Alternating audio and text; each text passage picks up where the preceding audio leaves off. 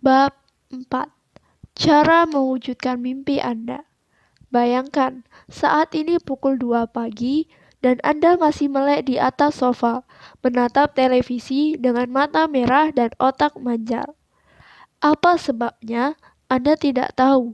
Kondisi malas bergerak tentu saja membuat Anda lebih mudah untuk duduk di sana dan terus menonton daripada beranjak dan pergi tidur. Jadi, Anda terus menonton. Sempurna. Dalam kondisi demikianlah saya mendatangi Anda di saat Anda merasa apatis dan hampa dan sepenuhnya pasif. Di hadapan jalan hidup Anda, tidak ada orang yang terduduk dan memandangi TV pada pukul 2 pagi. Tidak ada orang yang kepayahan untuk sekedar mengangkat pantatnya dari sofa, kecuali ia mengalami semacam krisis harapan di dalam jiwanya. Dan jenis krisis inilah yang hendak saya bicarakan. Saya muncul di layar TV Anda. Saya serupa energi yang datang dalam wujud angin puting beliung. Kedatangan saya disertai efek suara yang keras, kuno, dan norak. Saya sedikit berteriak, namun entah bagaimana senyuman saya tampak manis dan menenteramkan. Saya meneduhkan suasana, seakan-akan saya bertatapan dengan Anda, dan khusus untuk Anda saja. Bagaimana kalau saya beritahu Anda bahwa saya bisa memecahkan semua permasalahan Anda? Kata saya. Silakan saja, pikir Anda. Masalahku lebih buruk dari yang kamu kira, sobat. Bagaimana kalau saya beritahu Anda bahwa saya tahu cara untuk meraih sebuah mimpi Anda? Oh iya, dan kamu pasti ibu peri yang baik hati. Dengar dulu, saya tahu apa yang Anda rasakan, kata saya. Tidak ada seorang pun yang tahu apa yang saya rasakan. Tiba-tiba, Anda bergumam pada diri Anda sendiri dan kaget sendiri atas respon Anda yang begitu otomatis itu. Saya pun pernah merasa hampa. Sambung saya. Saya pernah merasa sendiri, terkucilkan, putus asa. Dulu saya juga terjaga di tengah malam tanpa alasan yang jelas. Bertanya-tanya, adakah sesuatu yang salah dengan saya? Mencari-cari kejelasan tentang kekuatan tak kasat mata yang berdiri di antara saya dan mimpi-mimpi saya. Dan saya tahu, itu jugalah yang saat ini sedang Anda rasakan, bahwa Anda yakin ada sesuatu yang hilang. Anda hanya tidak tahu apa itu. Sejujurnya, saya bisa berkata begitu karena hal-hal itu juga dialami oleh semua orang. Hal-hal tersebut merupakan fakta kondisi manusiawi. Kita semua merasa tak punya daya untuk menutupi perasaan bersalah yang muncul bersama eksistensi kita. Kita semua menderita dan merasa dipecundangi dalam kadar yang berbeda-beda, terutama saat kita masih muda. Dan kita semua menghabiskan sepanjang hidup untuk mencoba mencari ganti rugi atas penderitaan tersebut. Dan dalam momen-momen hidup kita menemui masalah-masalah penderitaan itu membuat kita putus asa. Tapi, sama seperti kebanyakan orang yang dililit masalah, Anda telah memerosokkan diri begitu jauh dalam penderitaan Anda. Sampai-sampai Anda lupa bahwa penderitaan merupakan hal yang lumrah dan bahwa permasalahan Anda bukanlah khas milik Anda. Sebaliknya, itu universal. Dan karena Anda melupakan fakta ini, Anda merasa seolah-olah saya berbicara secara khusus untuk Anda.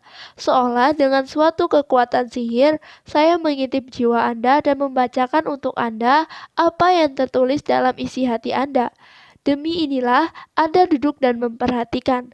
Karena, saya ulangi lagi, saya memiliki solusi untuk semua permasalahan Anda. Saya dapat mewujudkan mimpi-mimpi Anda. Sekarang, saya menuding Anda dan tangan saya tampak raksasa di layar TV. Saya punya semua jawaban. Saya memegang rahasia untuk kebahagiaan langgeng dan kehidupan abadi dan itu adalah jawaban yang hendak saya beberkan sangatlah asing, sangat menggelikan, sangat aneh dan sinis. Sampai-sampai Anda sesungguhnya berpikir bahwa bisa jadi itu benar.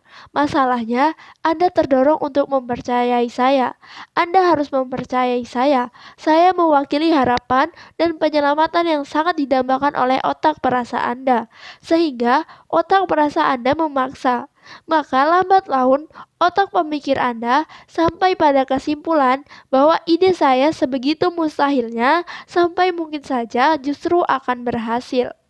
Sementara jeda iklan berlangsung, kebutuhan eksistensial untuk menemukan makna itu telah berhasil melumpuhkan pertahanan psikologis Anda dan membiarkan saya masuk.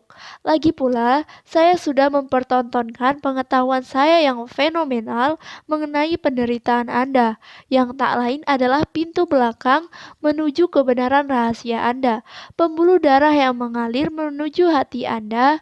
Anda kemudian menyadari bahwa di sela-sela barisan gigi putih dan pekikan-pekikan yang saya keluarkan kata-kata berikut. Saya pernah sekacau Anda dan saya menemukan cara untuk keluar dari sana. Ayo ikut saya. Saya melanjutkan kembali. Saya kini sudah bersiap-siap. Kamera mencoba-coba sudut pengambilan gambar baik maju maupun mundur. Kini menyorot saya dari samping dan kini juga dari depan. Tiba-tiba muncul barisan penonton studio di depan saya. Mereka menyimak setiap kata yang saya ucapkan. Seorang wanita terseduh. Seorang pria memperhatikan dengan mulut menganga, dan Anda juga ikut menganga. Kini, tampang saya persis menatap Anda dan menantang. Saya akan berikan produk yang bisa dipakai selamanya. Semua masalah beres di tangan saya. Semua problem akan saya benahi. Cepat-cepatlah mendaftar supaya mendapatkan potongan harga. Bukankah bagi Anda, kebahagiaan tidak ternilai harganya? Bukankah bagi Anda, harapan tidak ternilai harganya? Segera ambil tindakan sekarang juga. Buruan mendaftar hari ini.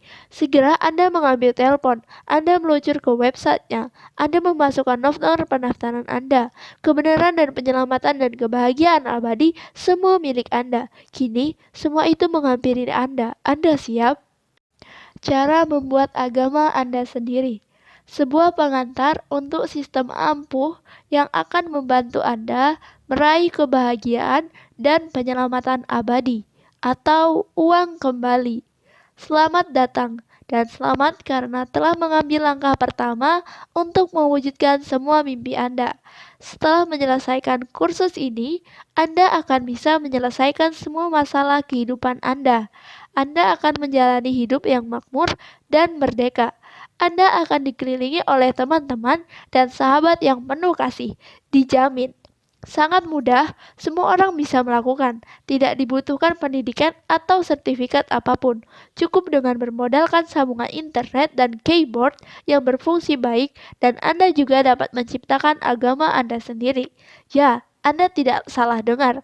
Anda juga dapat memulai agama Anda sendiri hari ini juga dan mulai memetik keuntungan dari ribuan pengikut setia dan bodoh yang akan melimpahi Anda dengan sanjungan tanpa syarat, sumbangan uang, dan begitu banyak likes di media sosial yang Anda sendiri tidak tahu mau diapakan.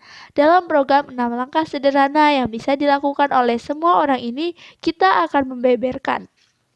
Pertama, sistem kepercayaan. Anda menginginkan agama Anda bersifat spiritual atau sekuler, berpusat pada masa lalu atau masa depan. Anda mau merancangnya sebagai agama yang setuju kekerasan atau anti kekerasan. Semua pertanyaan tersebut memang penting, tapi jangan khawatir. Hanya saya yang tahu semua jawabannya. Bagaimana cara mencari pengikut pertama Anda? Yang kedua, dan yang terpenting, yang Anda inginkan pengikut yang seperti apa? Kaya, miskin, pria, wanita, vegan, saya tahu rahasianya. Ketiga, ritual, ritual, ritual. Makan ini, berdiri di sana, ucapkan ini, bungkukan badan dan berlutut, dan tepukan tangan Anda. Ayo berjoget sambil putar badan. Seru sekali bukan? Bagian paling menyenangkan dari agama adalah hal-hal yang mengasihkan seperti ini, yang Anda ikuti karena Anda percaya ada makna di baliknya. Saya akan memberi petunjuk lengkap untuk membantu Anda mengembangkan ritual yang terkeren dan terkece. Semua bocah gaul pasti akan membicarakannya, terutama karena mereka merasa harus melakukannya. Keempat, bagaimana cara memilih kambing hitam? Belum komplit kalau suatu agama tidak memiliki musuh bersama sebagai objek pelampiasan kegelisahan diri. Hidup ini morat-marit, tapi untuk apa membenahi masalah-masalah sendiri kalau Anda bisa mempermasalahkan orang lain? Benar sekali, Anda akan menemukan cara terbaik untuk memilih sosok jahanam, super jahat, dan cara meyakinkan pengikut Anda untuk membencinya. Tidak ada yang paling ampuh untuk menyatukan kita selain rasa benci pada musuh yang sama. Pastikan senapan serbu Anda selalu siap. Dan terakhir, cara untuk bisa kaya. Mengapa memulai suatu agama jika Anda tidak mendapatkan keuntungan dari sana? Panduan dari saya akan memberi Anda kiat-kiat ciamik tentang cara memeras kantong pengikut Anda. Anda mau apa? Uang, ketenaran, kekuatan politik, atau pertumpahan darah. Saya tahu semua caranya. Dengar, kita semua membutuhkan komunitas untuk membangun harapan, dan kita semua membutuhkan harapan untuk menjaga supaya kita tidak menjadi gila dan mulai menghisap narkoba dan semacamnya. Agama merupakan dasar dari harapan bersama tersebut, dan kita akan segera mempelajari bagaimana membangun agama dari nol. Agama merupakan sesuatu yang sangat indah. Ketika Anda berkumpul bersama orang-orang yang memeluk nilai-nilai yang sama, kalian akan menghasilkan perilaku yang tidak pernah dilakukan ketika masing-masing hanya sendirian. Harapan mereka menguat, seperti energi yang saling menjalar, dan ikatan sebagai satu kelompok telah melahirkan pengakuan sosial yang membajak otak pemikir mereka dan membiarkan otak perasa menjadi liar seliar-liarnya. Agama menyatukan kelompok-kelompok orang untuk saling mengakui satu sama lain dan membuat masing-masing orang merasa dirinya berharga. Seolah-olah sudah ada perjanjian besar yang dilakukan tanpa kata-kata yang menyatakan bahwa jika kita berkumpul bersama di bawah satu tujuan bersama, kita akan merasa penting dan berharga. Dan kebenaran yang menggelisahkan akan tersingkir jauh-jauh. Sungguh, sesuatu yang sangat memuaskan kejiwaan kita. Orang-orang pun terlepas dari permasalahannya. Dan yang terbaik, mereka menjadi sangat mudah dipengaruhi. Sungguh sebuah paradoks bahwa hanya di dalam sebuah lingkup kelompok yang pengikutnya tidak memiliki kendali, seseorang justru merasa dirinya memiliki kendali diri yang sempurna. Namun, bahaya akses langsung ke otak perasa adalah bahwa kelompok manusia yang besar cenderung melakukan hal-hal yang sangat impulsif dan irasional. Jadi, di satu sisi orang-orang merasa menjadi pribadi yang utuh, seperti merasa dicintai dan dimengerti. Di sisi lain, mereka kadang menjelma menjadi massa yang marah dan tak segan membunuh. Panduan ini akan membantu Anda dalam mendirikan agama Anda sendiri sampai ke urusan yang paling detail, sehingga Anda dapat memetik keuntungan dari ribuan pengikut yang gampang dipengaruhi. Mari kita mulai. Cara membuat agama Anda sendiri. Langkah pertama, jualah harapan pada yang putus asa. Saya tidak pernah lupa, kali pertama seseorang berkata pada saya bahwa saya seorang pembunuh. Saya ingat betul, seakan kejadiannya baru kemarin. Peristiwa ini terjadi di pagi yang sangat cerah di Boston, Massachusetts, tahun 2005. Waktu itu, saya masih mahasiswa, dan saat saya sedang berjalan ke ruang kuliah, saya melihat sekelompok bocah memegang foto-foto serangan teroris 9/11 dengan tulisan yang berbunyi, "Amerika layak menerima ini." Begini, saya tidak menyebut diri saya sebagai orang yang paling patriotis meski setinggi apapun hayalan saya. Tapi, rasa-rasanya orang-orang yang mengacungkan spanduk semacam itu di siang bolong sangat layak untuk kena pukul. Saya berhenti dan mendekati anak-anak tersebut lalu menanyakan maksud kegiatan mereka. Mereka menempatkan meja kecil yang telah komplit dengan pamflet-pamflet yang terhampar di atasnya, salah satunya berisi foto Dick Cheney dengan 2 tanduk dan tulisan pembunuhan massal. Di bawahnya ada juga foto George W. Bush dengan tambahan kumis ala Hitler. Siswa-siswi itu rupanya bagian dari gerakan muda-mudi La Rouge, sebuah kelompok yang dimulai oleh seorang ideolog kiri ekstrim London, La Ronge di New Hampshire, pengikut-pengikutnya rela berdiri berjam-jam di sekitar kampus di wilayah timur laut, membagi-bagikan brosur dan pamflet kepada bocah kampus yang rentan.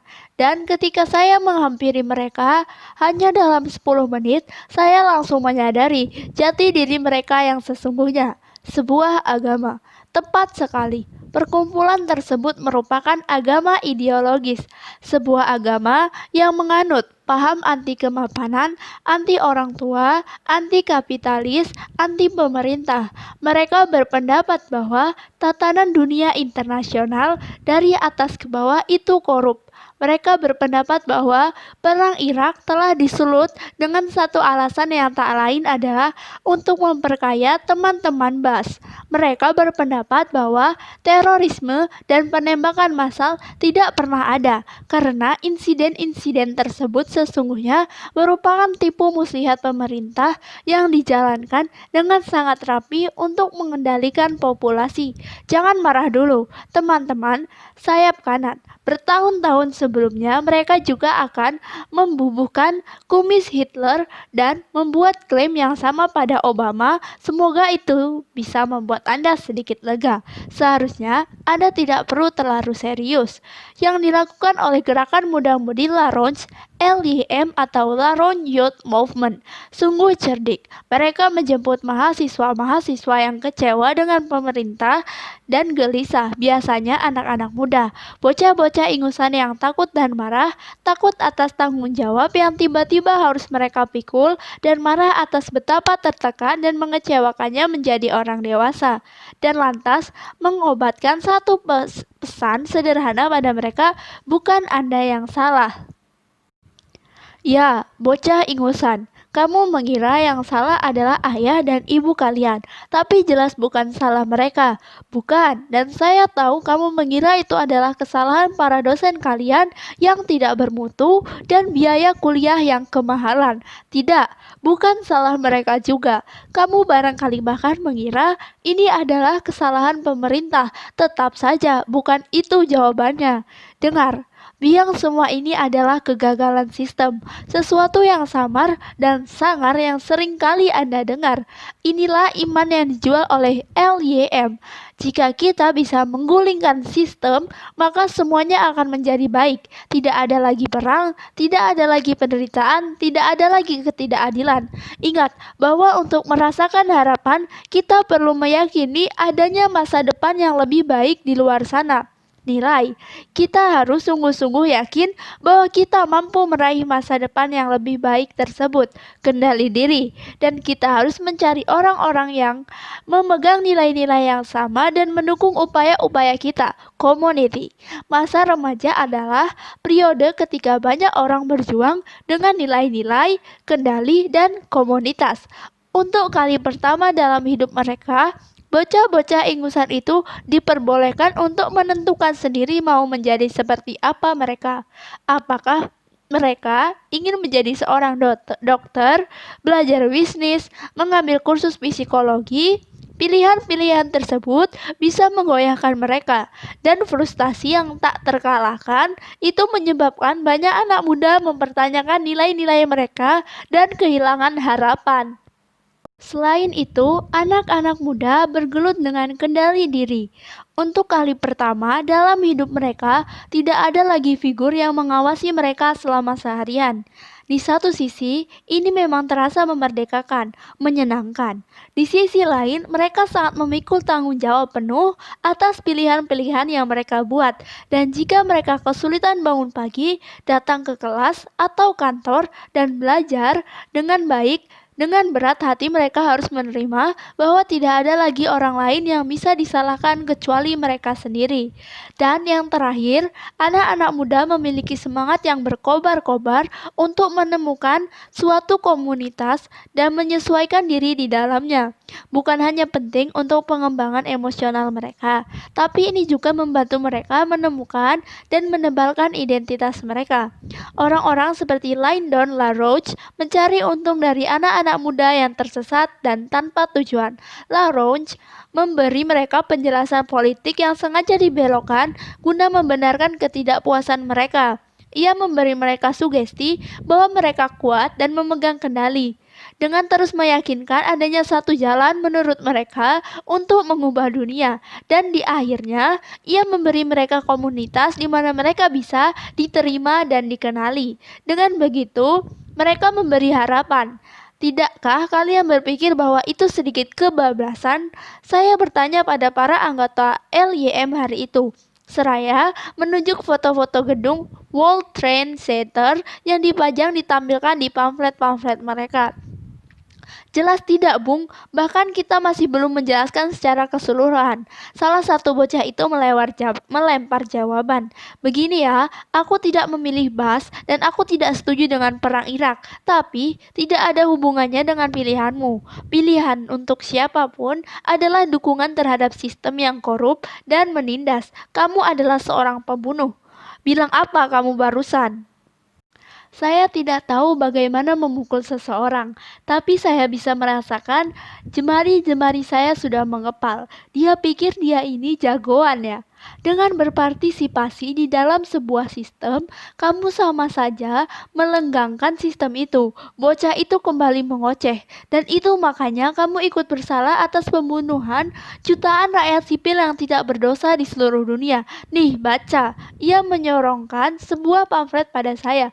Saya hanya melihat sekilas dan segera melongos. Ini tulisan goblok, kata saya. Perdebatan kami ini terus berlangsung hingga beberapa menit. Jika saya ingat lagi, sepertinya waktu itu saya masih polos. Saat itu saya masih berpikir bahwa ini adalah perkara nalar dan bukti, bukannya perasaan dan nilai. Dan nilai-nilai tidak bisa diubah melalui penalaran, hanya bisa melalui pengalaman. Akhirnya, setelah merasa cukup jengah dipermainkan, saya memutuskan untuk pergi. Saya berjalan pergi, bocah itu mencoba untuk menghentikan saya dan menawari seminar gratis. Kamu harus membuka pikiranmu, Bung, katanya. Realitanya sangat menakutkan. Saya berpaling padanya dan melontarkan balasan berupa kutipan dari Carl Sagan yang saya dapat dari sebuah forum internet. Aku rasa pikiranmu begitu terbuka sampai otakmu tercecer. Saya merasa cerdas, sekaligus tengil. Ia pun rupanya juga merasa cerdas dan tengil. Tidak ada yang berubah pikiran pada hari itu. Kita adalah makhluk yang paling mudah terhipnotis saat tertimpa permasalahan besar. Ketika hidup kita kacau balau, itu tanda bahwa nilai-nilai yang kita anut telah mengecewakan kita dan kita terempas dalam kegelapan sembari meraba-raba nilai-nilai baru untuk menggantikan yang lama. Sebuah agama jatuh dan membuka celah untuk agama berikutnya. Orang-orang yang kehilangan imannya pada Tuhan yang spiritual akan mencari Tuhan yang duniawi. Orang-orang yang kehilangan keluarganya akan membaktikan dirinya pada ras, kepercayaan, atau bangsa mereka. Orang-orang yang kehilangan kepercayaan pada pemerintah atau negara, mereka akan berpaling pada ideologi-ideologi ekstrim demi mencari setitik harapan. Terdapat alasan mengapa semua agama besar di dunia sejak dahulu gemar mengirim misionaris kepada orang-orang miskin dan melarat di sudut-sudut bola dunia. Orang-orang yang kelaparan akan mempercayai apapun asalkan bisa membuat mereka bisa makan. Untuk agama baru Anda sangat baik kalau mulai mengobatkan pesan Anda pada orang-orang yang hidupnya sangat ambyar, orang-orang yang miskin, tersisih, terlupakan, dan tersakiti. Anda tahu kan, orang-orang yang setiap hari kerjaannya mengecek Facebook.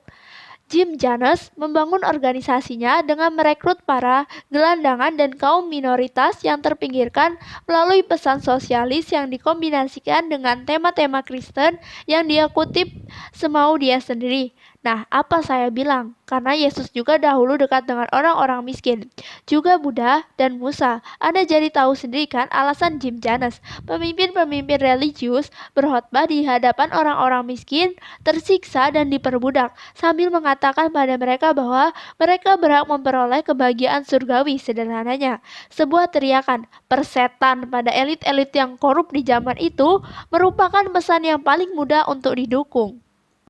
Hari ini, memikat orang-orang yang putus asa terasa lebih mudah ketimbang di masa sebelumnya. Yang Anda butuhkan hanyalah akun media sosial.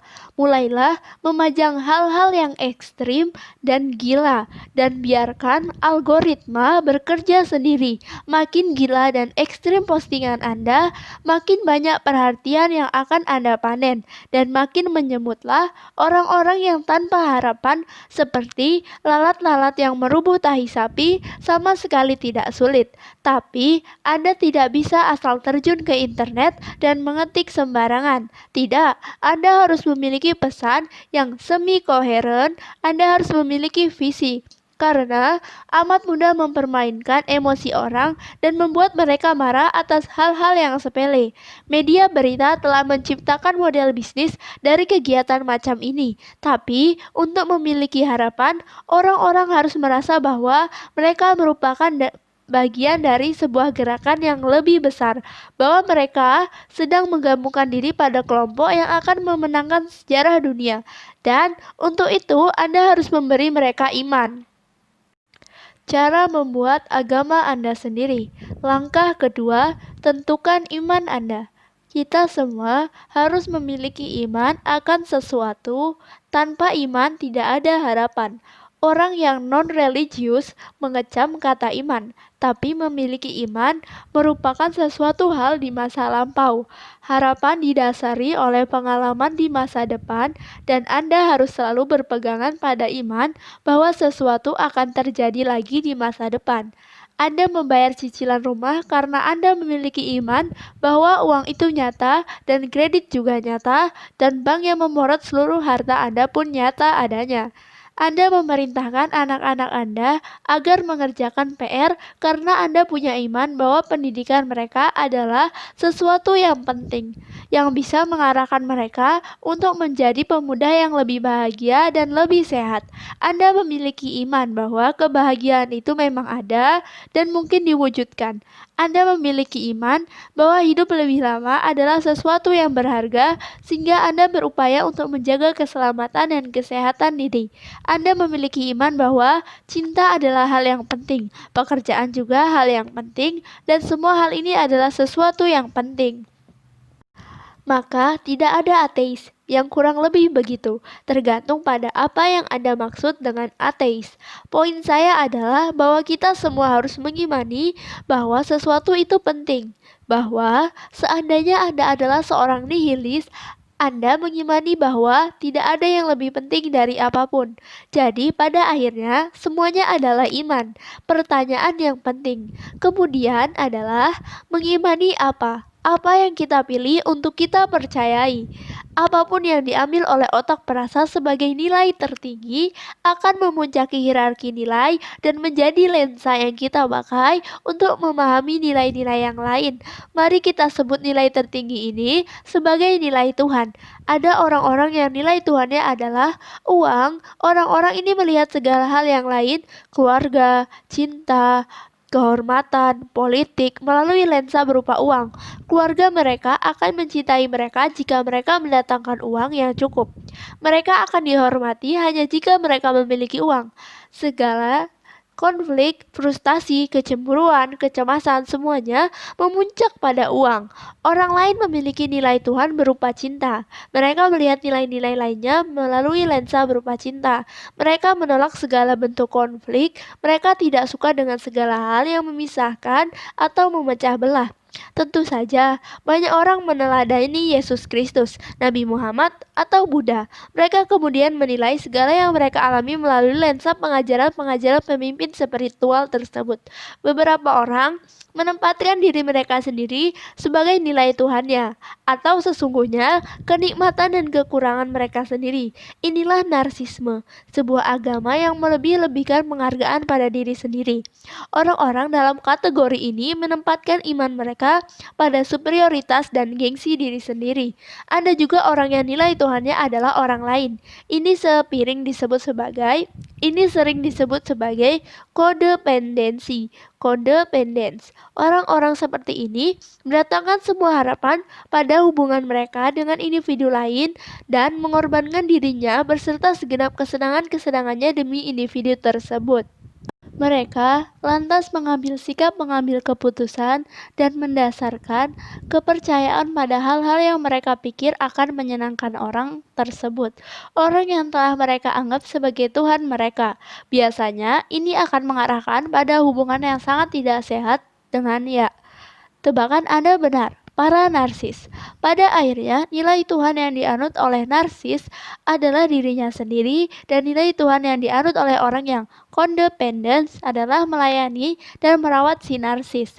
Jadi hubungan itu akan berjalan dengan sangat mengerikan dan tidak sehat.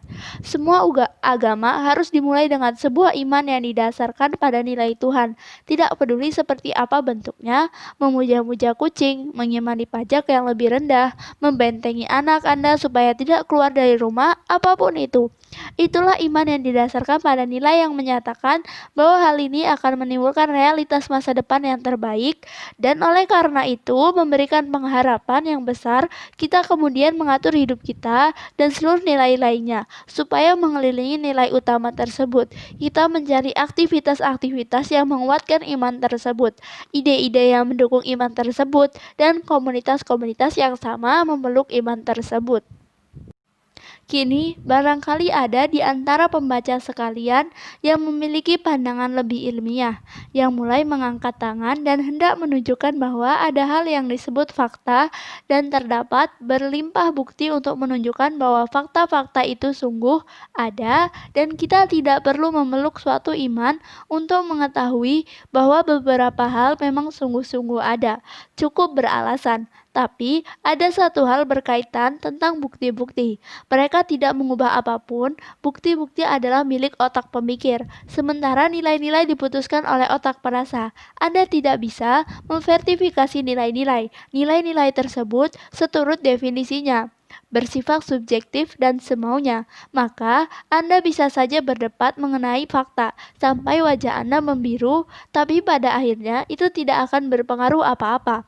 Orang-orang menafsirkan pentingnya pengalaman-pengalaman mereka berdasarkan nilai-nilai. Jika sebuah meteorit menghantam suatu kota dan menewaskan separuh penduduk, orang-orang yang agamis dan sangat tradisional akan melihat peristiwa itu dan mengatakan bahwa bencana ini terjadi karena kota itu penuh dengan pendosa.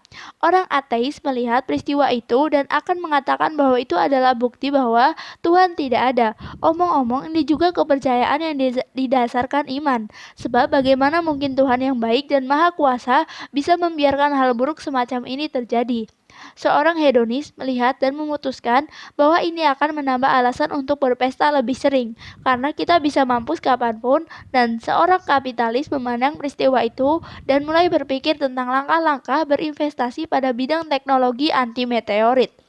Bukti dipakai demi kepentingan-kepentingan nilai Tuhan, bukan sebaliknya. Dalam pernyataan tersebut bisa pula terjadi kerancuan, yaitu saat bukti itu sendiri menjadi nilai Tuhan Anda. Suatu agama yang dibangun di sekitar penyembahan pada bukti-bukti lumrah kita kenal sebagai sains dan tidak bisa disangkal. Itu merupakan hal terbaik yang pernah kita capai sebagai spesies manusia. Tapi kita akan membahas mengenai sains dan seluk-beluknya di bab berikutnya. Poin saya adalah bahwa semua nilai adalah keyakinan-keyakinan yang didasarkan pada iman. Maka, semua harapan dan tentu saja semua agama juga didasarkan pada iman. Iman bahwa sesuatu bisa menjadi penting dan bernilai dan benar meski faktanya tidak pernah ada satu cara pun untuk membuktikan kebenarannya. Demi kepentingan kita, saya telah menjabarkan 3 tipe agama yang pembagiannya didasarkan pada perbedaan nilai Tuhannya. Pertama, agama spiritual. Agama-agama spiritual mendapatkan harapan dari kepercayaan-kepercayaan supranatural atau kepercayaan pada benda-benda yang ada di luar dunia fisik dan material. Agama-agama ini mengejar masa depan yang lebih baik di luar kehidupan dan di dunia ini. Kristianitas, Yudaisme, animisme, dan mitologi Yunani adalah contoh-contoh agama spiritual. Agama ideologis. Agama-agama ideologis mendapatkan harapan dari dunia natural. Mereka mengejar penyelamatan dan pertumbuhan dan mengembangkan keyakinan iman yang terkait langsung dengan dunia dan kehidupan ini. Contohnya meliputi kapitalisme, komunisme, environmentalisme, liberalisme, fasisme, dan libertarianisme. Agama interpersonal. Agama-agama interpersonal mendapatkan harapan dari orang-orang lain dalam kehidupan kita. Contohnya agama interpersonal misalnya cinta romantik, anak-anak, tokoh olahraga, pemimpin politik, dan selebritas. Agama-agama spiritual bersifat high risk atau high reward. Pengorbanannya besar namun balasannya besar pula. Mereka mensyaratkan sejauh ini yang paling cerdas dan paling berkarisma untuk menjalankannya. Tapi mereka juga mengajar dengan sangat besar dalam hal loyalitas, pengikut, dan keuntungan-keuntungan lainnya. Anda bisa lihat sendiri kemegahan Vatikan, bukan? Dan jika Anda dapat membangun sebuah agama spiritual dengan baik, itu akan terus berkembang bahkan hingga Anda mati. Agama-agama ideologis memainkan game mencipta agama ini dalam level kesukaran normal. Dibutuhkan upaya dan kerja keras untuk menciptakan agama-agama ini. Tapi mereka ada dalam lingkup yang cukup umum. Namun karena mereka begitu umum, agama-agama ini terlibat dalam begitu banyak kompetisi demi mengambil harapan banyak orang. Agama-agama ini sering digambarkan sebagai tren-tren budaya, dan tentu saja banyak dari mereka yang hanya bertahan lebih dari beberapa tahun atau abad. Hanya yang terbaik saja yang bisa bertahan selama berabad-abad. Terakhir, agama-agama interpersonal memainkan game mencipta agama. Ini dalam mode gampang. Ini karena agama-agama interpersonal bersifat sama lumrahnya dengan orang-orang itu sendiri. Banyak sekali dari kita dalam beberapa tonggak kehidupan ini memasahkan diri dan martabat kita secara total pada individu lain. Agama-agama interpersonal terkadang dialami saat kita beranjak remaja, saat mengalami cinta yang agak-agak naif, dan segala tipe kegombalan yang harus Anda telan mentah-mentah sebelum Anda bisa memakainya dengan dewasa. Mari kita memulai dengan agama-agama spiritual, sebab agama-agama inilah yang memegang posisi tertinggi dan jelas-jelas merupakan agama yang paling penting dalam sejarah kemanusiaan. Agama spiritual. Sejak ritual paganisme dan animalistis yang ada di budaya-budaya manusia perdana, hingga dewa-dewa paganisme di masa antik, hingga agama-agama monoteistik yang megah yang masih eksis hingga hari ini, mayoritas sejarah kemanusiaan didominasi oleh kepercayaan pada kekuatan-kekuatan supranatural, dan yang paling mendasar, kepercayaan pada harapan bahwa perbuatan dan keyakinan dalam kehidupan sekarang akan menuntun kita pada imbalan dan penyempurnaan di kehidupan berikutnya. Obsesi pada kehidupan berikutnya berkembang karena di hampir sebagian besar sejarah kemanusiaan segalanya runtuh total dan 99% populasi tidak memiliki harapan akan perbaikan dalam kehidupan mereka, baik secara material maupun fisik. Jika Anda berpikir bahwa situasi saat ini buruk, cobalah berpikir tentang wabah yang telah melenyapkan sepertiga populasi di semua benua, atau tentang perang-perang yang melibatkan penjualan puluhan ribu anak untuk dijadikan budak. Faktanya, keadaan teramat buruk sampai-sampai di zaman itu, satu-satunya cara untuk menjaga supaya orang-orang tetap waras adalah dengan menjanjikan harapan akan kehidupan sesudah kematian. Agama di masa lampau mampu menyatukan masyarakat karena agama memberikan janji pada masa bahwa penderitaan mereka ada artinya, bahwa Tuhan memperhatikan, dan bahwa mereka akan mendapatkan ganjaran setimpal. Mungkin Anda belum menyadari agama-agama spiritual sangat tahan banting. Mereka bertahan selama beratus-ratus tahun. atau bahkan beribu-ribu tahun. Ini karena kepercayaan supranatural tidak pernah bisa dibuktikan keberadaannya atau dibuktikan ketiadaannya. Maka sekali kepercayaan supranatural diterima seseorang sebagai nilai Tuhan, hampir mustahil untuk menyingkirkannya.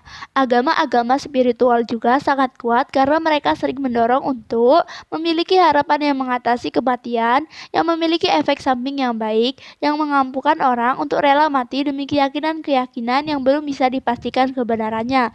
Sangat susah bersaing dengan tipe ini.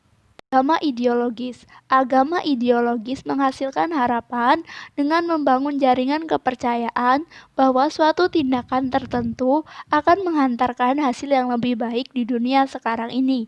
Dengan syarat keyakinan ini dianut oleh populasi yang luas. Ideologi biasanya dicirikan dengan isme, libertarianisme, nasionalisme, materialisme, rasisme, seksisme, veganisme, komunisme, kapitalisme, sosialisme, fasisme, sinisme, skeptisisme, dan lain sebagainya.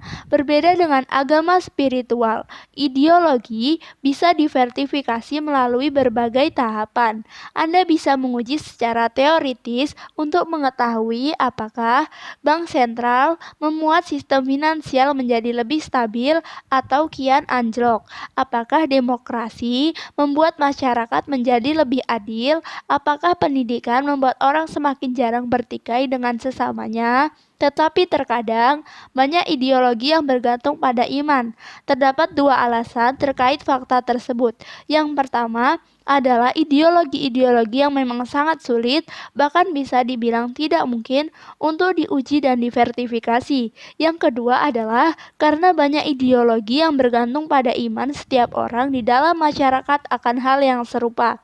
Sebagai contoh, Anda tidak dapat membuktikan secara ilmiah bahwa uang memiliki nilai secara intrinsik, tapi karena kita semua mempercayainya, jadilah begitu.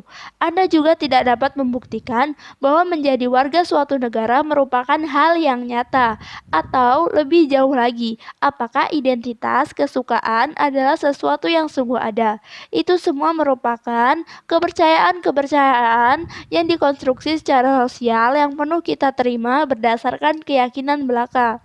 Ada masalah dengan bukti dan ideologi, yaitu bahwa manusia cenderung mengambil sejemput kecil bukti dan menggunakannya untuk menyimpulkan beberapa pandangan yang naif untuk diterapkan dalam lingkup populasi yang luas, bahkan seisi planet. Inilah pengaruh narsisme manusia.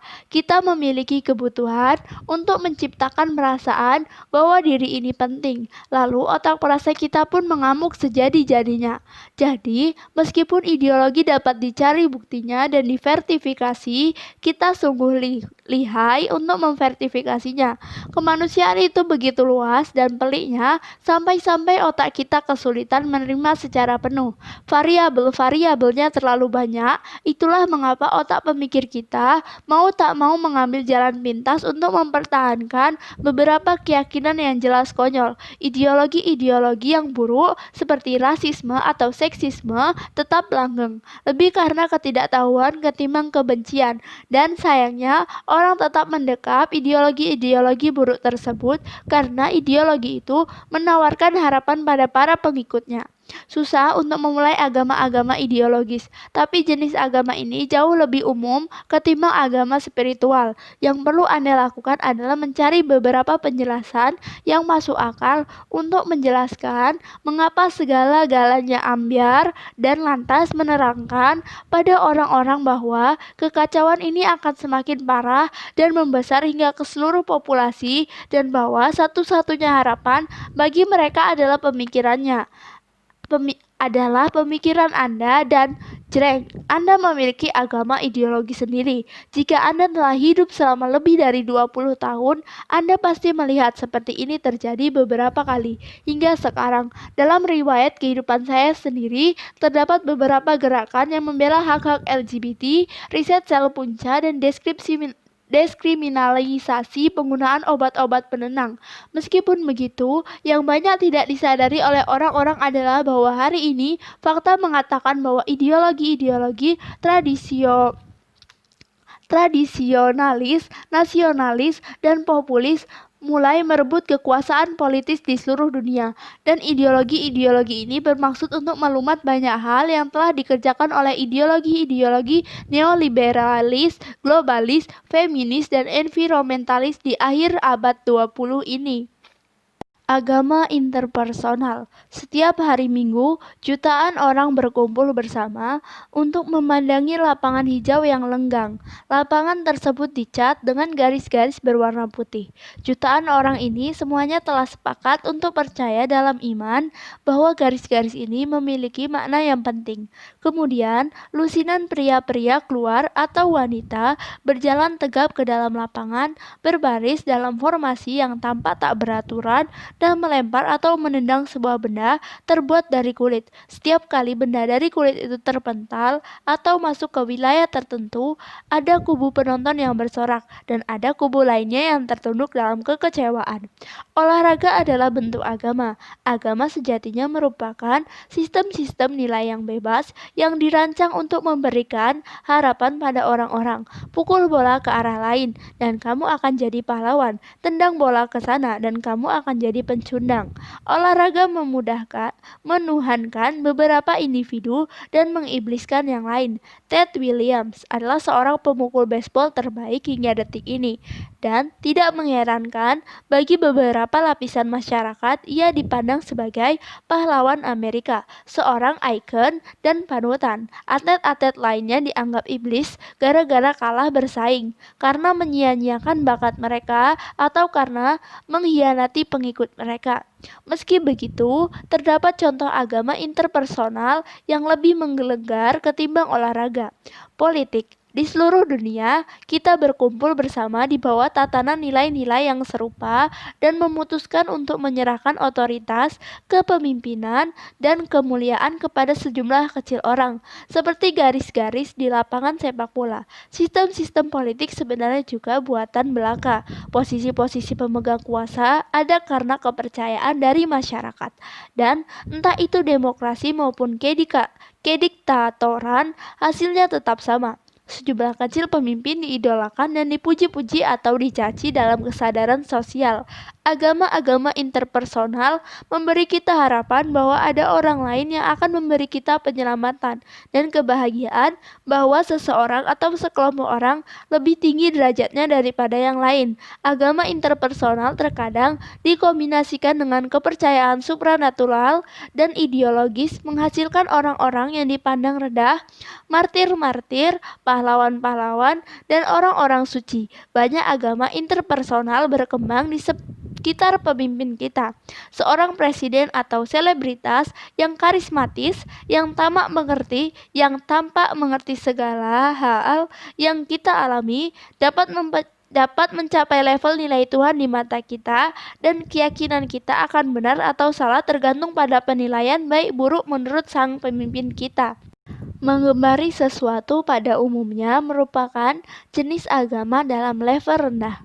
Para penggemar Will Smith atau Katy Perry atau Elon Musk mengikuti segala yang dilakukan oleh figur tersebut, mengingat setiap kata yang diucapkan dan memandang figur itu sebagai orang yang mulia dan baik hati. Pemujaan terhadap figur itu membuat para penggemar menaruh harapan akan masa depan yang kelak lebih baik, bahkan jika itu dalam bentuk sesederhana film, lagu, atau penemuan yang paling baru nantinya. Namun, agama interpersonal yang paling penting adalah hubungan keluarga dan hubungan romantik. Kepercayaan dan emosi yang terlibat di dalam hubungan-hubungan tersebut sebenarnya sesuatu yang berkembang secara alamiah, namun sekaligus didasarkan oleh iman. Setiap keluarga merupakan gereja mini, sebuah kelompok orang yang dalam iman, percaya bahwa keharmonisan dalam keluarga akan memberikan makna, harapan, dan keselamatan dalam hidup mereka. Cinta romantik tentu saja bisa menjadi pengalaman kuasi spiritual. Kita serasa lupa diri saat menyukai orang lain. Mereka reka aneka narasi untuk mengatakan bahwa hubungan kita telah digariskan oleh kekuatan kosmis. Entah hasilnya baik atau buruk, peradaban dunia telah mengasingkan kita dari agama interpersonal dan suku yang sederhana ini. dan mengganti dengan agama ideologis, nasionalis, dan internasionalis yang megah. Ini merupakan kabar baik untuk Anda dan saya, saudara sepenanggungan yang sama-sama ingin membangun agama, karena tidak banyak ikatan intim yang harus ditembus dalam misi kita untuk membuat pengikut kita terikat secara emosional. Karena seperti yang nanti akan kita ketahui bersama, agama sepenuhnya adalah tentang kelekatan emosional, dan cara terbaik untuk membangun kelekatan tersebut adalah dengan membuat orang berhenti berpikir kritis. Cara membuat agama Anda sendiri. Langkah ketiga, libas lebih dulu semua kritik dan pertanyaan dari luar. Kini, setelah agama baru Anda memiliki prinsip dasar iman, Anda perlu mencari cara untuk melindungi iman itu dari kritikan yang jelas akan merintangi jalan Anda. Triknya adalah dengan mengadopsi sebuah keyakinan yang bisa menguatkan dikotomi kami versus mereka, yaitu menciptakan sebuah persepsi kami melawan mereka, sehingga setiap orang mengkritik atau mempertanyakan kami dengan segera berupa menjadi mereka. Ini terdengar susah, tapi sesungguhnya lumayan mudah. Berikut ini beberapa contohnya. Jika Anda tidak mendukung perang, artinya Anda mendukung teroris. Tuhan menciptakan sains untuk menguji iman kita pada Tuhan. Maka, segala yang bertentangan dengan kitab suci hanyalah ujian bagi iman kita pada Tuhan. Semua orang yang mengkritik feminisme adalah seksis. Semua orang yang mengkritik kapitalisme adalah komunis. Semua orang yang mengkritik presiden berarti melakukan makar. Semua orang yang berpendapat bahwa Kobe Bryant lebih bagus daripada Michael Jordan tidak tahu basket, maka setiap pendapat yang mereka pegang mengenai basket tidak valid. Tujuan dari dikotomi keliru kami versus mereka adalah untuk memotong setiap gagasan atau diskusi sebelum pengikut-pengikut Anda mulai mempertanyakan keyakinan mereka sendiri. Dikotomi keliru kami versus mereka juga memiliki faedah ekstra, yaitu memberikan musuh bersama pada kelompok Anda. Kehadiran musuh bersama sangat penting. Saya tahu kita suka berpikir kita lebih memilih tinggal di sebuah dunia yang damai dan harmonis. Tapi sejujurnya, dunia semacam itu tidak akan bisa bertahan lebih dari sekian menit. Musuh bersama menciptakan kesatuan di dalam agama kita. Kehadiran kambing hitam, entah itu dibenarkan atau tidak, diperlukan untuk menjadi sasaran pelimpahan kesalahan atas derita kita dan untuk menjaga harapan. Dikotomi kami versus mereka memberi kita musuh-musuh yang selama ini kita rindukan. Selain itu, Anda harus bisa menjelaskan sederhana mungkin pada pengikut Anda. Ada orang-orang yang paham akan hal itu dan ada orang-orang yang gagal paham akan hal itu. Mereka yang paham akan menyelamatkan dunia, mereka yang gagal paham akan menghancurkannya. Titik. Apapun yang dimaksud dengan hal itu tergantung pada kepercayaan apa yang coba Anda jual. Dewa tertentu, seorang figur, libertarianisme, diet bebas gluten, puasa berinterval, tidur dalam kamar hiperbarik, dan hidup mengandalkan es krim. Dan berkata pada pengikut Anda bahwa mereka yang kafir itu jelek, tidaklah cukup. Anda harus mengibliskan mereka. Mereka adalah kebalikan dari segala yang baik dan suci. Mereka membuat segala-galanya ambyar. Mereka sungguh-sungguh durjana. Anda selanjutnya harus meyakinkan pengikut Anda bahwa sangatlah penting untuk menghentikan semua orang yang gagal memahami hal itu. Tanpa kompromi, hanya ada dua jenis orang. Mereka yang ada di puncak hierarki nilai atau yang ada di dasar. Tidak ada yang separuh-paruh di dalam agama kita. Semakin ketakutan, semakin baik. Berdustalah sedikit jika memang perlu. Ingat, orang secara instinktif merindukan perasaan seolah ada di medan pertemuan. Ingin meyakini bahwa mereka adalah kesatria-kesatria suci yang membela keadilan, kebenaran, dan keselamatan. Jadi lupakan apapun yang ingin Anda katakan, buat mereka merasakan diri mereka suci, supaya agama ini terus berjalan. Inilah saat teori-teori konspirasi dibutuhkan kehadirannya. Bukan sekedar tentang vaksin yang bisa menyebabkan autisme, tetapi tentang industri-industri medis dan farmasi yang meraup harta dengan jalan menghancurkan keluarga-keluarga semua orang. Bukan sekedar tentang kelompok pro-choice yang memiliki pandangan berbeda tentang status biologi sebuah janin, tetapi tentang jati diri mereka sebagai serdadu utusan setan dengan misi menghancurkan keluarga-keluarga Kristen yang taat. Bukan saja perubahan iklim adalah sebuah kebohongan, tapi lebih dari itu. Kebohongan itu diciptakan oleh pemerintah Cina untuk mengganjal laju ekonomi Amerika Serikat dan menguasai dunia. Cara membuat agama Anda sendiri. Langkah keempat, cara sederhana merancang ritual pengorbanan.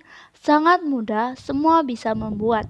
Saya beranjak dewasa di Texas, di negara yang mendewakan dua hal saja, yaitu Yesus dan football. Saya memang berusaha menikmati football walaupun tidak pandai memainkannya. Namun, khusus untuk Yesus, saya tidak mampu berkomentar apa-apa. Bagi mereka, Yesus adalah tokoh super istimewa. Ia hidup tapi kemudian ia meninggal, tapi kemudian bangkit dan kemudian ia tidak ada lagi karena naik ke surga. Dan ia adalah seorang manusia, tapi ia juga seorang Tuhan.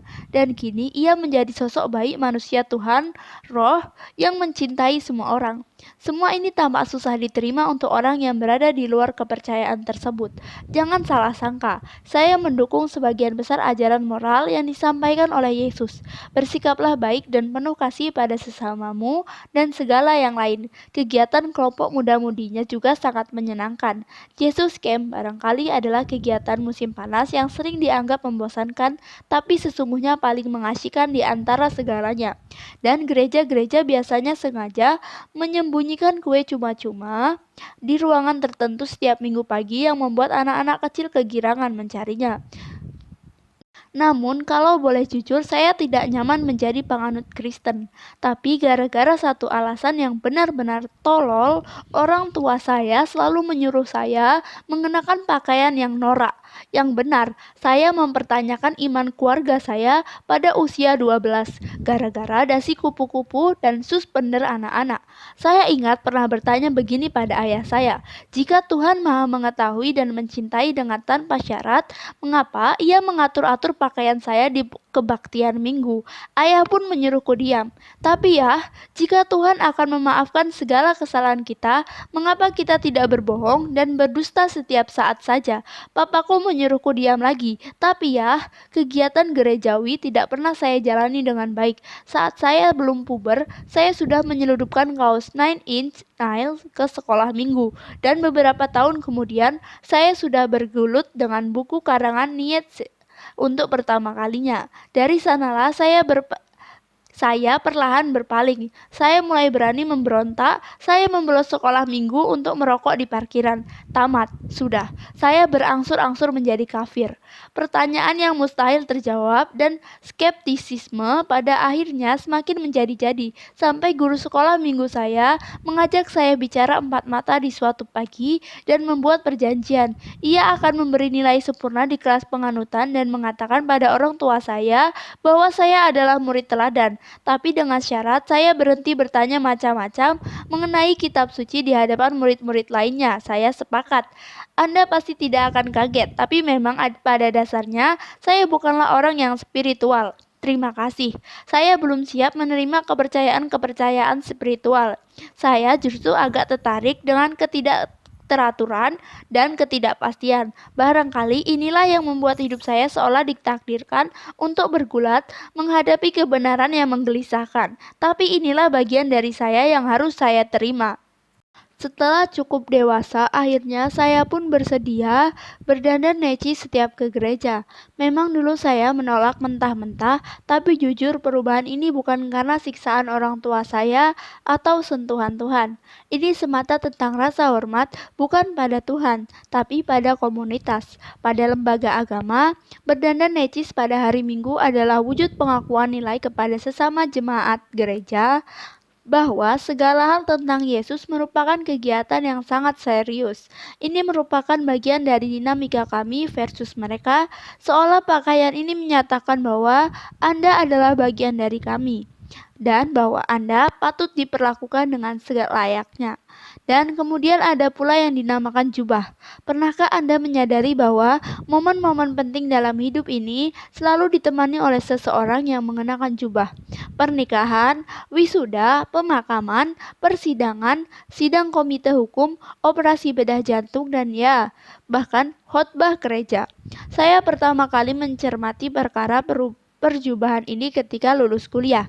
Saya masih dalam kondisi pusing berat sehabis mabuk malamnya dan sedang bersiap tidur 3 jam penuh di kursi wisudawan.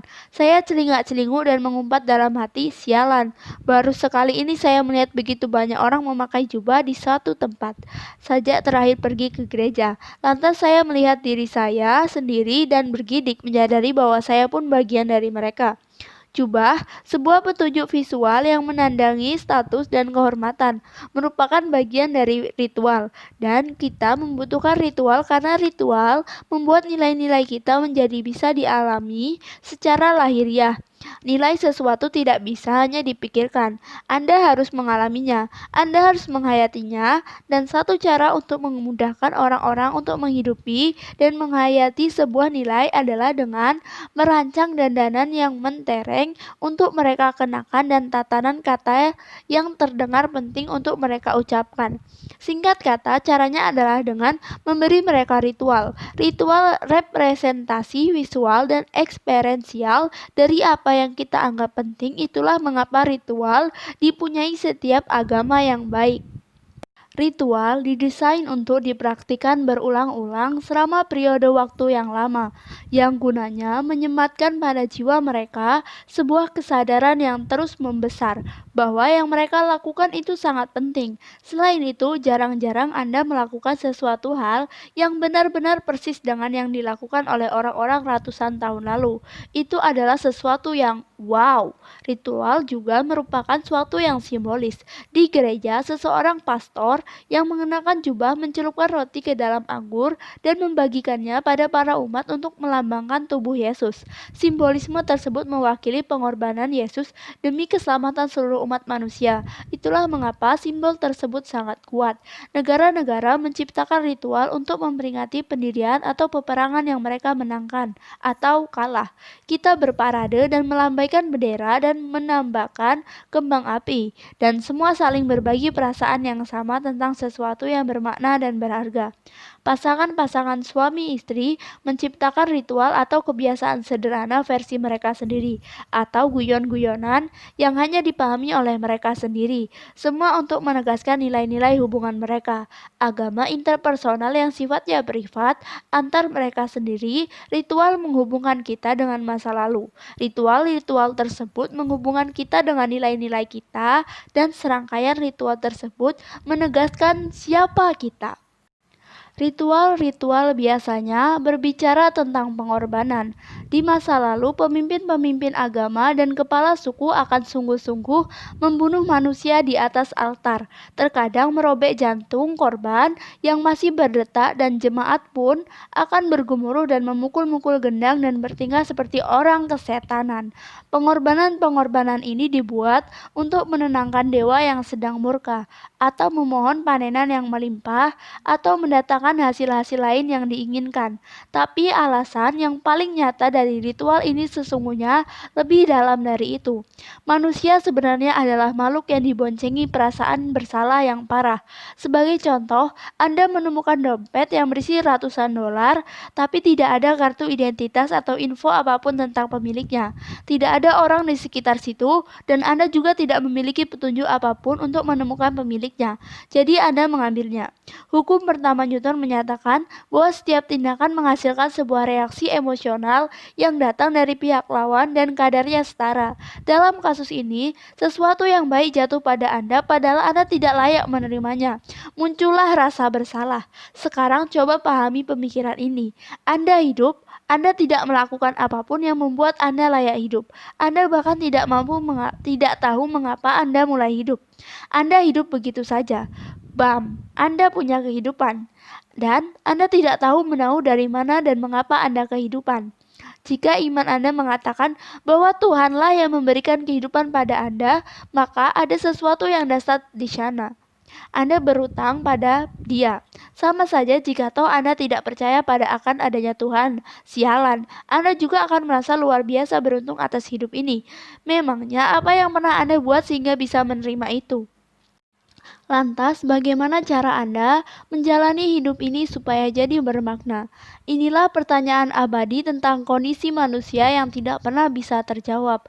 Dan inilah alasan mengapa kesadaran akan rasa bersalah menjadi dasar hampir seluruh agama spiritual.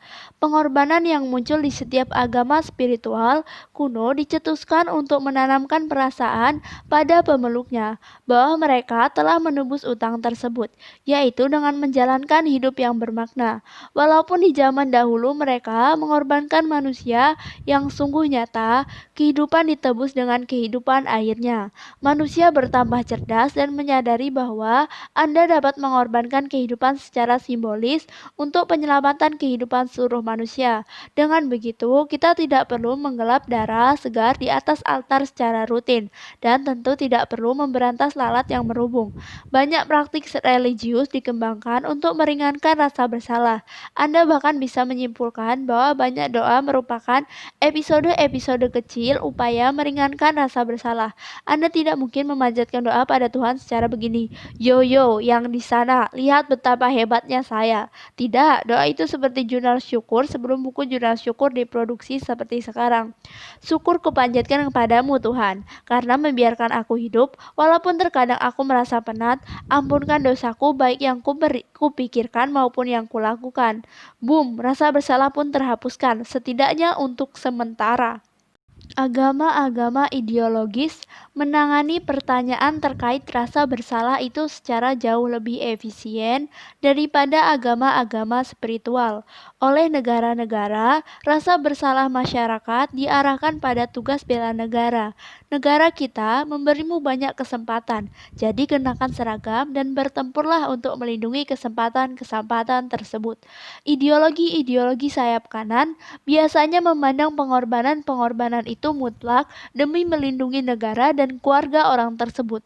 Ideologi sayap kiri biasanya melihat pengorbanan itu mutlak demi berkorban pada kepentingan masyarakat umum. Yang terakhir, dalam agama interpersonal, mengorbankan diri melahirkan perasaan cinta dan kesetiaan. Ingatlah apa yang terjadi di dalam prosesi pernikahan. Anda berdiri di sebuah meja altar dan berjanji untuk memberikan hidup Anda untuk orang lain.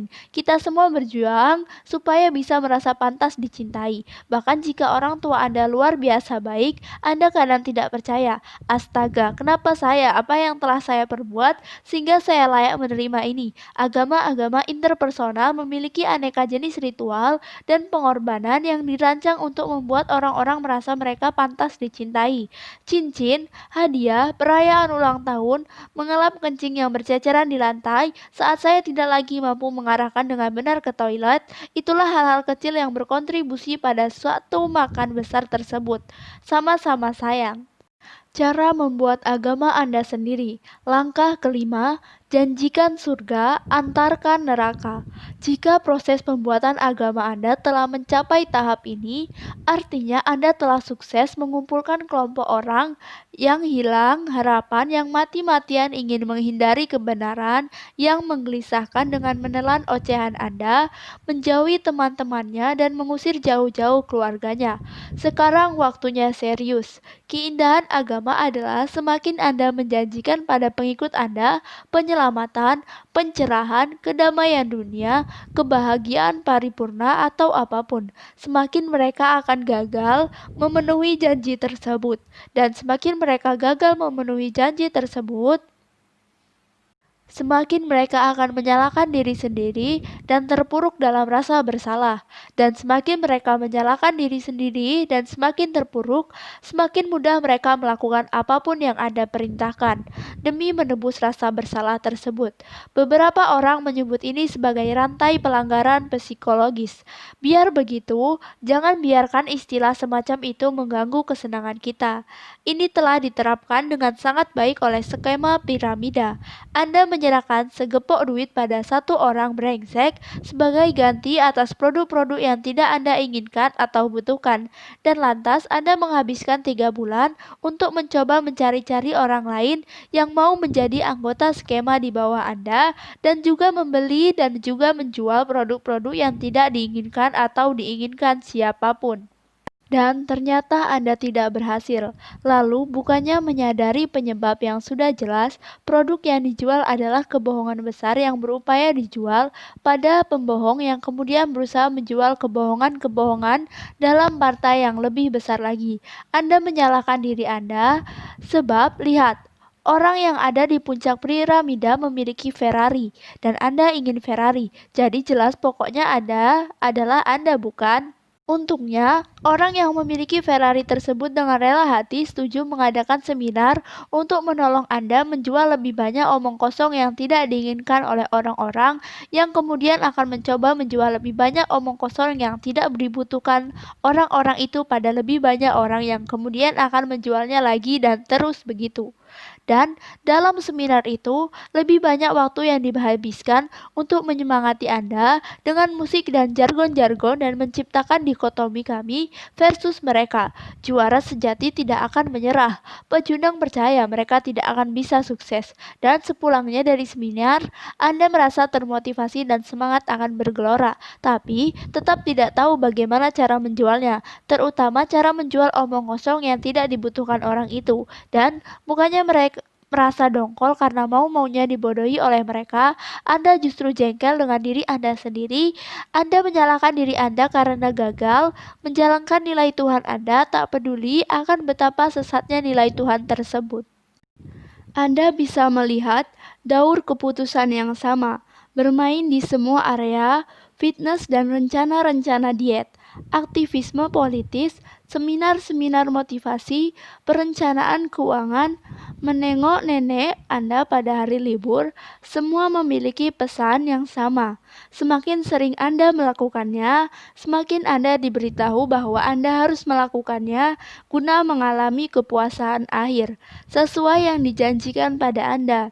Meskipun begitu, kepuasan itu tidak pernah Anda dapat. Sekarang, mari kita berhenti sejenak. Saya akan membawakan berita buruk untuk Anda. Penderitaan manusia itu seperti game Watch a Mole. Game di mana tikus-tikus tanah bermunculan dan permainan harus menggebuk satu demi satu untuk mendapatkan poin red. Setiap kali Anda menggebuk satu jenis penderitaan, penderitaan lainnya muncul. Dan semakin cepat Anda menggebuknya, semakin cepat pula penderitaan lainnya datang kembali. Penderitaan itu mungkin menjadi semakin mendingan, barangkali berubah bentuknya, barangkali semakin bisa dihadapi hari demi hari, namun dia selalu ada. Penderitaan adalah bagian dari kita. Penderitaan adalah kita. Banyak justru bicara agama di luar sana memanen banyak uang, karena sesumbar bisa menumpas penderitaan untuk selamanya. Dalam permainan Watch a Mole yang Anda jalani, namun kenyataannya tidak ada akhir dari penderitaan. Semakin cepat Anda menumpasnya, semakin cepat pula mereka datang lagi. Dan itulah mengapa cecunguk-cecunguk dalam sindikat permainan agama bisa setia dalam bisnis mereka untuk sekian lama, ketimbang mengakui bahwa permainan yang mereka rancang adalah sebuah muslihat belaka, bahwa kodrat manusia sejatinya memang didesain untuk menghasilkan penderitaan. Mereka menyalahkan Anda karena tidak berhasil memenangkan permainan tersebut. Atau lebih buruk lagi, mereka menyalahkan mereka yang tidak jelas wujudnya. Andai kita dapat melenyapkan mereka, kita akan berhenti menderita. Sumpah deh. Tapi itu tidak berhasil juga. Hal itu hanya memindahkan penderitaan satu populasi ke populasi lainnya dan meningkatkannya. Sebab, jika seseorang sungguh bisa menyelesaikan seluruh permasalahan Anda, ia akan segera dipecat dalam waktu dekat atau diberhentikan dari kantor minggu depan. Para pemimpin menginginkan pengikut-pengikut mereka untuk senantiasa tidak puas. Ini baik untuk bisnis kepemimpinannya. Jika semuanya sempurna dan beres, tidak ada lagi alasan untuk mengikuti seseorang. Tidak ada agama yang pernah membuat Anda merasa puas dan damai setiap saat. Tidak ada negara yang pernah merasa sepenuhnya adil dan aman. Tidak ada filsafat politik yang mampu mengatasi problem setiap orang dalam sepanjang waktu. Kesetaraan yang nyata tidak pernah tercapai. Seseorang di suatu tempat akan selalu merusak kebebasan sejati tidak sesungguh-sungguh ada karena kita semua harus mengorbankan kemerdekaan kita demi stabilitas. Tidak seorang pun tidak peduli seberapa besar cinta Anda pada mereka atau cinta mereka pada Anda akan menghapuskan rasa bersalah yang tertanam dalam diri Anda atas anugerah hidup ini. Semuanya runyam, segala-galanya ambyar, selalu seperti ini, dan akan selalu begini. Tidak ada solusi. Yang ada hanyalah hal-hal yang sifatnya sementara, hanya perbaikan-perbaikan kecil, hanya bentuk kekacauan yang sedikit lebih baik ketimbang lainnya. Dan inilah saatnya bagi kita untuk berhenti berlari dari kekacauan itu dan justru memeluknya. Ini adalah dunia kita yang ambyar, dan kita adalah salah satu penghuninya yang juga ambyar. Cara membuat agama Anda sendiri. Langkah keenam, jadi nabi demi profit. Akhirnya Anda sampai pada bagian akhir. Anda memiliki agama sendiri dan sekarang saatnya untuk menuai segala keuntungan. Sekarang, setelah pengikut-pengikut Anda memberi Anda uang dan memotongkan rumput di halaman rumah, Anda akhirnya bisa memiliki segala yang Anda inginkan. Anda ingin makan makanan mewah setiap hari. Tinggal bilang saja, bikin sendiri perintahnya di kitab suci buatan Anda. Katakan pada pengikut Anda bahwa 6 tahapan hikmat ala sapi laut hanya bisa ditemukan dalam gelar sardawa Nabi. Anda ingin sebidang pulau di tengah laut lepas. Katakan pada pengikut Anda bahwa Anda adalah yang bisa membangun surga dan lokasinya harus sangat jauh. Oh, dan omong-omong mereka harus mendanainya. Anda ingin kekuatan dan gengsi. Katakan pada pengikut Anda untuk memilih Anda di kursi pemerintah atau akan jauh lebih baik mereka juga harus menggulingkan pemerintah yang sekarang dengan jalan kekerasan. Jika Anda dapat melakukan pekerjaan ini dengan baik, mereka pasti akan rela-rela saja untuk membaktikan seluruh hidup mereka untuk Anda. Peluang-peluang itu terbuka tanpa ada batas. Tiada lagi kesendirian, tiada lagi permasalahan hubungan, tiada lagi kebangkrutan. Anda bisa memenuhi seluruh mimpi terliar Anda. Yang harus Anda lakukan hanyalah merisak harapan dan mimpi ribuan orang untuk mencapainya. Ya, teman-temanku, Anda telah bekerja keras demi ini, maka Anda layak memiliki semua keuntungan ini tanpa memusingkan kritik sosial yang coba-coba turut campur atau berpendapat sok bijak tentang etika dan semacamnya. Sebab itulah yang harus Anda lakukan ketika mengawali agama Anda sendiri. Anda harus menentukan sendiri apa yang etis. Anda harus menentukan sendiri apa yang benar dan Anda harus menentukan sendiri apa yang benar. Barangkali seluruh pembahasan mengenai membuat agama membuat Anda gelisah. Ya, dengan terpaksa saya katakan pada Anda bahwa pasti Anda pernah berada di dalamnya. Entah sadar atau tidak, Anda telah mengadopsi suatu kepercayaan dan nilai-nilai kelompok tertentu. Anda berpartisipasi dalam ritual-ritual dan turut berkorban. Anda menegaskan garis kami versus mereka dan secara intelektual mengisolasi diri Anda. Inilah yang kita semua lakukan. Kepercayaan-kepercayaan religius dan seluruh perilaku kesukaan yang melandasinya merupakan bagian fundamental dari kodrat kita.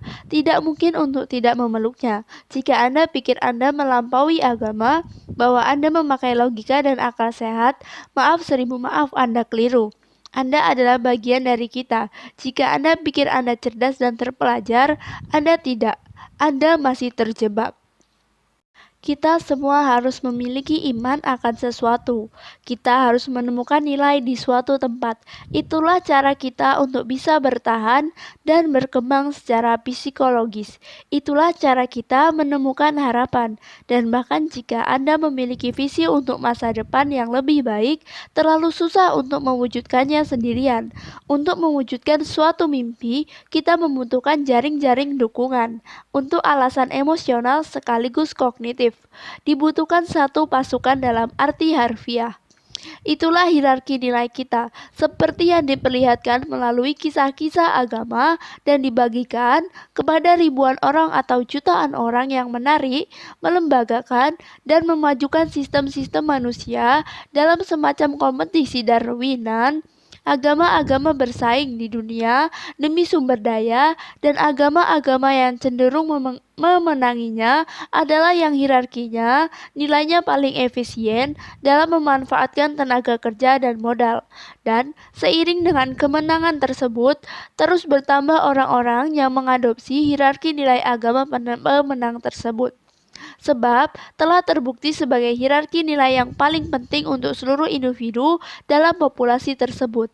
Agama-agama pemenang ini lantas semakin stabil dan menjadi fondasi kebudayaan. Tapi inilah masalahnya. Setiap kali sebuah agama berhasil, setiap saat agama itu menyebarkan pesannya ke tempat yang lebih jauh dan menguasai emosi dan semangat kawanan besar manusia, nilai-nilainya berubah. Nilai Tuhan yang ada di agama tersebut tidak lagi mengandung prinsip-prinsip yang pertama kali mencetuskan agama tersebut. Nilai Tuhannya perlahan-lahan berganti dan mengarah pada pemeliharaan agama itu sendiri. Menjaga supaya jangan sampai kehilangan apa yang telah didapat. Dan disinilah awal dari terjadinya pembusukan, ketika nilai-nilai sejati yang menentukan diri dari agama, gerakan, dan revolusi tersebut dipinggirkan demi menjaga status quo. Terjadilah narsisme dalam level organisasional. Inilah yang membuat Anda beralih dari Yesus menuju perang salib, dari marxisme menuju kamp-kamp konsentrasi, dari tempat pernikahan menuju sidang perceraian. Pembusukan nilai-nilai sejati agama ini terus berlangsung hingga sesudahnya, sehingga memunculkan agama-agama yang lebih mutakhir dan lebih reaksioner, yang akhirnya mengalahkan agama yang asli. Kemudian, seluruh proses pun dimulai kembali. Dalam hal ini, kesuksesan bagaimanapun jauh lebih berbahaya ketimbang kegagalan. Pertama, karena semakin banyak yang Anda raih, semakin banyak kekalahan yang harus Anda tanggung. Dan kedua, karena Anda harus menanggung banyak kekalahan, semakin sulitlah Anda menjaga harapan. Namun, yang lebih penting karena dengan mengalami pemenuhan harapan-harapan tersebut, kita justru kehilangan harapan-harapan itu. Kita jadi tahu bahwa visi indah kita tentang masa depan yang sempurna ternyata tidak sempurna amat, bahwa mimpi-mimpi dan segenap keinginan kita sejatinya bertaburan dengan kekurangan yang tak kita harapkan dan pengorbanan yang tak pernah kita duga sebelumnya. Karena satu-satunya hal yang bisa menghancurkan sebuah mimpi adalah dengan mendapatkannya.